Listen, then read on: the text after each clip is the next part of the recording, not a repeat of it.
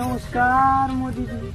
আহা গোবিন্দ, তোরা বাংলাদেশে কত কষ্টে আছিস রে, মনে চাই তোদের জন্য কিছু করি। হে মোদিজি, আমরা বাংলাদেশে কষ্টে আছি, এটা আপনাকে কে বললো? তোদের কষ্ট আমার চোখে ফাঁকি দিতে পারে না রে।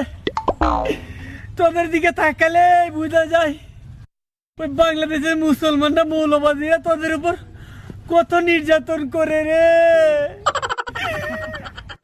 মোদিজি ন্যাকামি বন্ধ করেন, কি বলতে এসেছেন সেটা বলুন। গোবিন্দ, পার্বত্য চট্টগ্রামে একটি স্বাধীন স্বতন্ত্র রাষ্ট্র গঠনের জন্য তোরা আন্দোলন শুরু কর।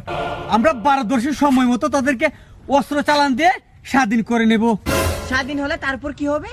স্বাধীন হলে আর কি হবে, সরকারি চাকরি পাবে, সব কাজে একটা অগ্রাধিকার পাবে।